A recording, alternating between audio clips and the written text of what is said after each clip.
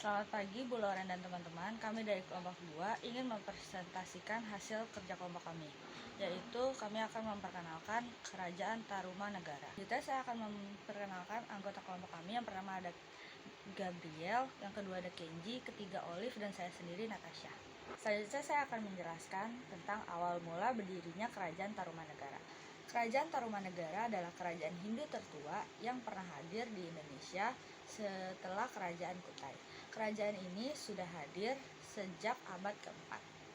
Jaya Singawarman adalah Maharesi atau perwujudan pendeta yang mulia asal India yang mendirikan sebuah kerajaan pada tahun 358 Masehi. Pada penamaannya, Tarumanegara sendiri diambil dari tanaman yang tumbuh subur di sekitar Sungai Citarum, yakni pohon tarum. Jaya Singawarman merupakan pendiri dan raja pertama dari Raja Tarumanegara. Ia berasal dari India. Kedua merupakan Dharma Sawarman. Ia merupakan putra dan penerus kerajaan Tarumanegara. Yang ketiga merupakan Punawarman. Ia merupakan cucu Jaya Singawarman.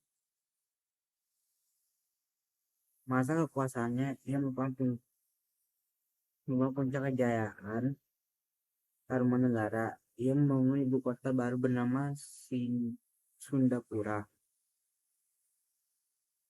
Yang keempat merupakan Wisnuwarman, kelima Indrawarman, keenam Chandrawarman, ketujuh Suryawarman, kedelapan Kertawarman,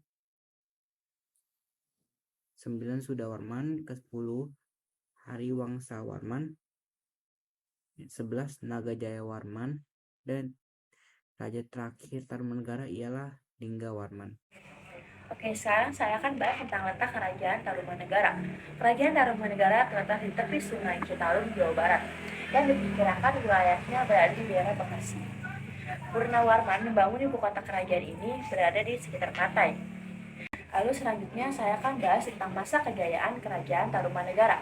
Tarumanegara adalah salah satu kerajaan kuno di wilayah yang sekarang menjadi bagian dari Indonesia, tepatnya di daerah Jawa Barat. Meskipun informasi tentang Tarumanegara ini tidak sebanyak kerajaan lain seperti misalnya Kerajaan Sriwijaya dan Kerajaan Majapahit, ada beberapa hal yang dapat kita ketahui mengenai kehidupan masyarakatnya seperti dalam bidang politik, ekonomi, sosial, dan budayanya. Pertama, politik. 1. Sistem pemerintahan. Tarumanegara diyakini memiliki sistem pemerintahan monarki, di mana raja dan atau ratu memerintah sebagai kepala negara. Raja juga dianggap sebagai titisan Dewa Wisnu dalam kepercayaan Hindu. Lalu yang kedua adalah struktur pemerintahan. Struktur pemerintahan mungkin terjadi di berbagai tingkatan, mulai dari raja, para bangsawan, dan hingga pejabat-pejabat lainnya yang mengatur wilayah-wilayah tertentu. Lalu yang ketiga, hubungan dengan kerajaan lain. Tarumanegara memiliki hubungan dengan kerajaan-kerajaan di Nusantara, seperti Sriwijaya dan Cina. Hubungan ini melalui perdagangan, diplomasi, atau pernikahan antar bangsawan. Yang kedua ada bidang ekonomi. Ekonomi di kerajaan Tarumanegara itu yang pertama ada pertanian. Pertanian menjadi salah satu pilar ekonomi utama. Masyarakat Tarumanegara kemungkinan besar mengandalkan pertanian padi, jagung, dan tanaman-tanaman lainnya sehingga sumber utama makanan. Lalu yang kedua yaitu perdagangan. Tarumanegara terletak di jalur perdagangan yang penting di Nusantara, sehingga perdagangan barang-barang seperti hasil pertanian, logam, dan barang-barang kerajinan seperti kain mungkin menjadi bagian penting dari ekonomi mereka. Selanjutnya yang ketiga kita akan bahas tentang sosialnya. 1. Stratifikasi sosial. Masyarakat Tarumanegara kemungkinan memiliki struktur sosial yang terdiri dari berbagai tingkatan, mulai dari raja dan bangsawan hingga petani dan pedagang. Lalu yang kedua ada budaya dan agama. Budaya Hindu-Buddha memiliki pengaruh yang kuat di Tarumanegara. Hal ini tercermin dari seni, arsitektur, dan ritual keagamaan mereka. Lalu yang ketiga, kehidupan sehari-hari. Kehidupan sehari-hari masyarakat Tarumanegara mungkin kelihatan seperti bekerja di ladang, menjalankan usaha perdagangan kecil, dan berpartisipasi dalam upacara keagamaan. Lalu yang terakhir ada budaya. 1. Seni dan arsitektur. Seni dan arsitektur Tarumanegara dipengaruhi oleh budaya Hindu-Buddha dengan contoh-contoh seperti prasasti batu, arca, dan candi-candi. Lalu yang kedua, sistem tulisan. Masyarakat Tarumanegara memiliki kemungkinan menggunakan sistem tulisan Kawi atau Pahlawa yang merupakan turunan dari aksara Brahmi. Yang ketiga, ritual keagamaan. Upacara-upacara keagamaan seperti persembahan kepada dewa-dewa kemungkinan merupakan bagian penting dari budaya dan kehidupan sehari-hari masyarakat Tarumanegara.